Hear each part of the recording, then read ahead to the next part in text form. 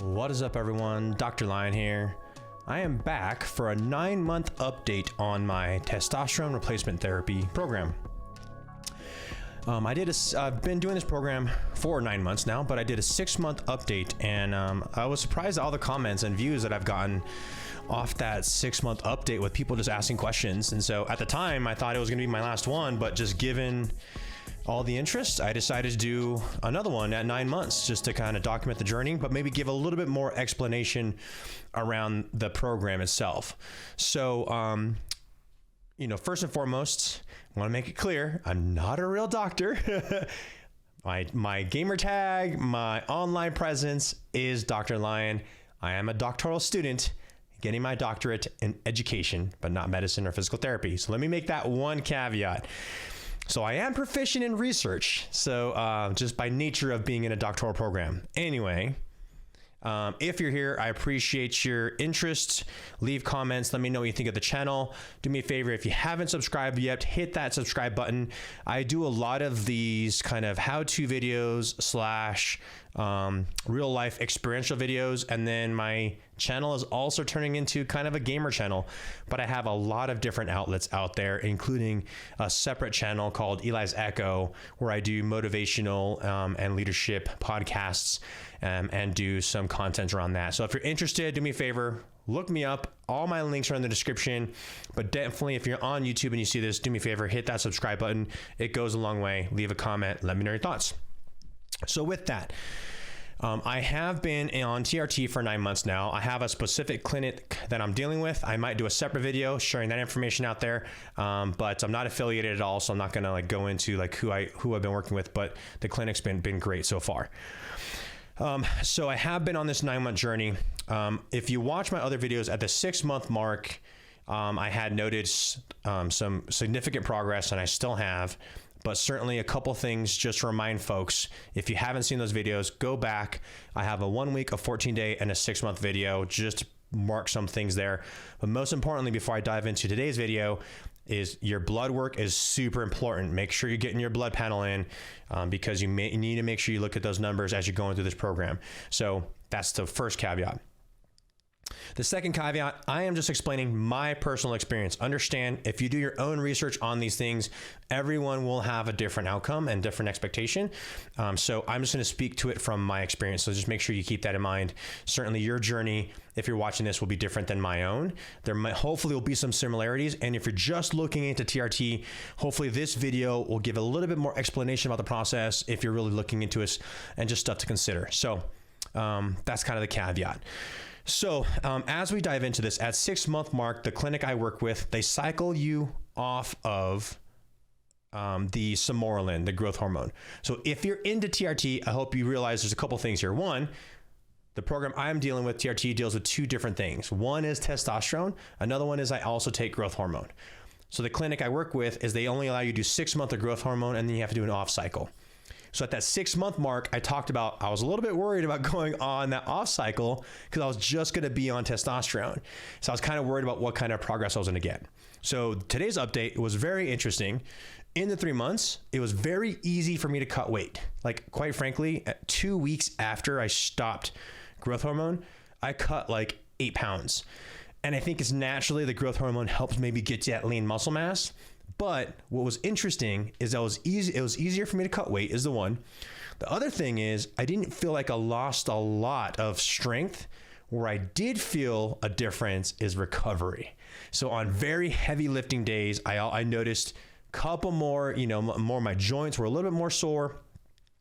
I had a couple little strains in my shoulders and doing some exercises. So I did notice that. So recuperability was different. However, lean muscle mass, cutting weight by just doing testosterone actually was fine.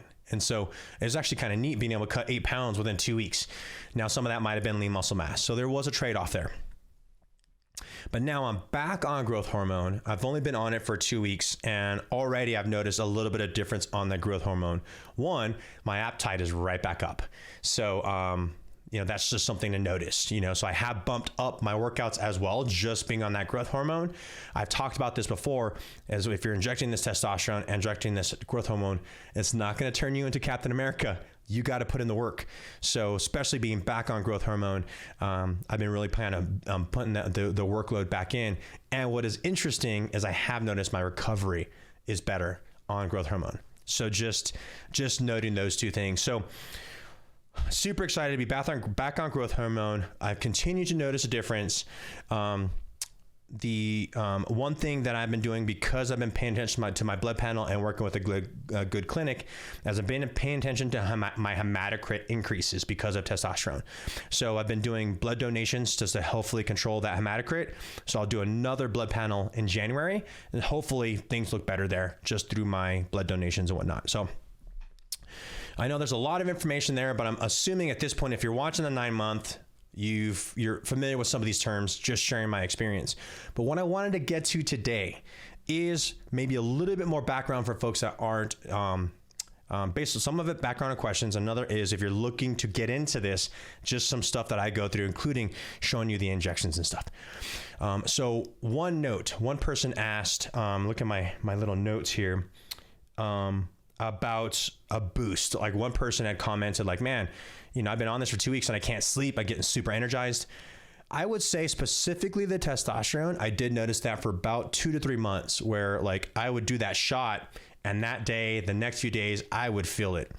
And at the time I was doing 0.5 ml testosterone shots. So I was giving myself 2 intramuscular shots every week in my quads.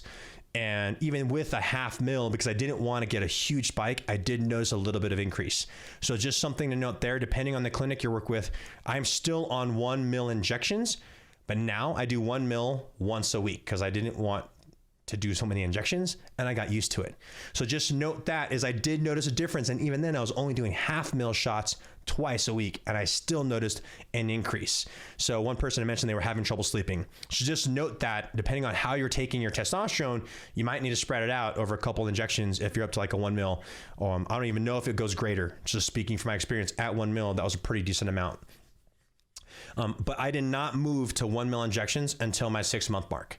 So I had 6 months of getting used to that testosterone boost and it didn't really notice it. So my biggest worry as I was doing my research and talking to folks is some folks were saying that they felt like with that 1 ml testosterone injection, like they got like all amped up and like almost angry after a little while. I did not want that. I didn't need that. So that's why I went 2 0.5 ml shots and then made sure I got my workouts in. My opinion, that's super important if you're going on this program. It won't make you Captain America. You have to put in the work, but also is because I was concerned about the mood swings associated to testosterone, I made sure my workouts were on point several days a week. So just my 2 cents, my experience, it helped a lot. I really haven't had any mood issues. And now I can take a 1 ml shot once a week and I don't even notice it. So that was one of the comments that I had out there. So just a couple things to point out as I'm introducing some of the stuff. You will be given, or at least I was, Anastrozole. Let's see if I get that to focus. It's probably not going to focus. Anyway, Anastrozole. I might throw the name in the video. You take that once a week, and what that does is it basically, look it up, not a medical doctor. As far as I know in my research, it controls the conversion of aromatase, I think is the aromatase enzyme from converting that, from converting testosterone into estrogen. So that's what Anastrozole does. Look it up, learn for yourself. So that's the one. I do that once a week. I was doing it twice a week, but then based on my blood work, my clinic said only pop one of these a week now. So I converted down to once a week. The testosterone is going to come in a vial. Doesn't have to be cooled. It's all liquid. It's all ready to go. I started with a 1/2 ml shot twice a week with that. And now I'm doing 1 ml once per week. The needle, let's see. Man, this thing is not auto-focused. Anyway, this is the needle. It's a 21 gauge needle. So it's a decent sized needle. Not horrible, not super painful if you do it right. But here's a pro tip. So you're gonna do I'm doing 1 ml per week. So you're gonna get this 21 gauge needle, 1 ml per week. my pro tip is use a separate needle to draw the meds from the vial, right?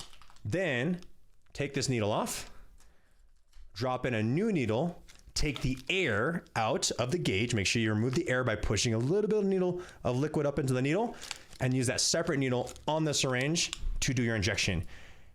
It was like, there was times when I was first starting this, I wasn't changing needles, and some days would be like butter. It'd go right into my muscle, no issue. Other days it'd be like, I'm like driving this thing and it hurts. And I realized by drawing the fluid out, I was actually dulling the needle. So yeah, noob. But now that I changed the needles, goes in like butter, super easy. So try that out. Pro tip, 2 needles on that testosterone syringe. Last thing here, Sermorelin acetate. So when you get your Sermorelin, it's going to be in this powdered form. I know the camera can't get it to autofocus, but it's going to pop up in a powdered form, right? So you get one vial that's powdered, and the other vial you get is going to be bacteriostatic water. Basically what you're going to do is you're going to reconstitute the Sermorelin. So you get this big needle, and you'll end up doing, again, this might be different for everybody, just explaining how I'm doing it for my clinic. You'll draw 4.5 milliliters of your bacteriostatic water into your syringe. Then you'll insert that into your powdered Sermorelin acetate vial, all 4.5. And then all it'll do is end up mixing it a little bit.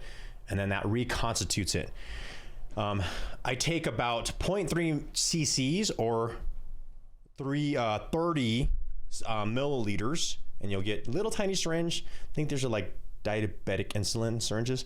So you'll end up drawing about 30 cc's or 3.3 mils. I do it daily. And so this 4.5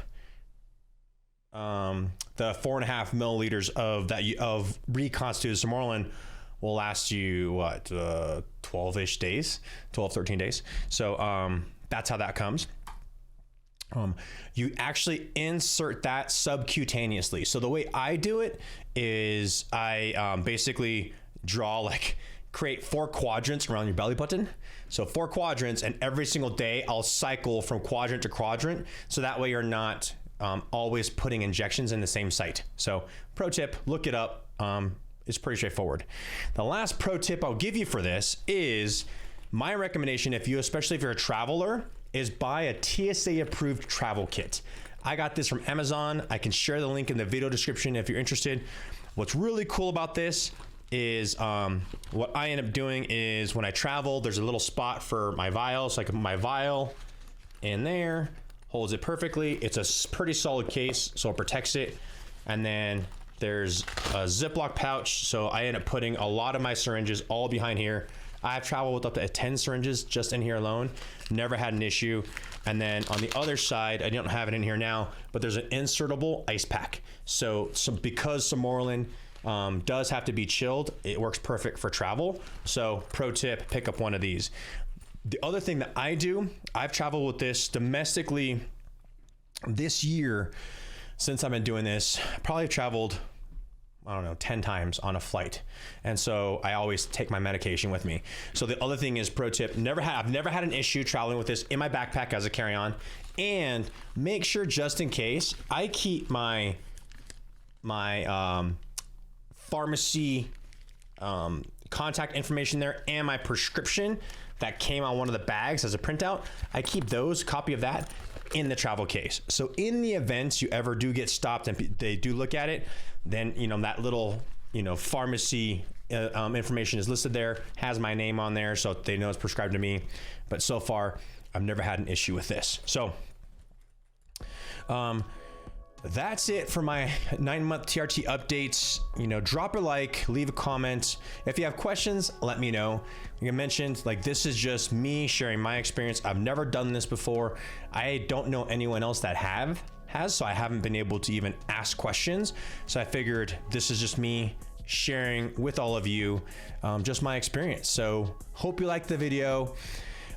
Leave your comments, ask questions. I'll probably end up doing a 12-month just to wrap up the whole year. I got 3 more months for that.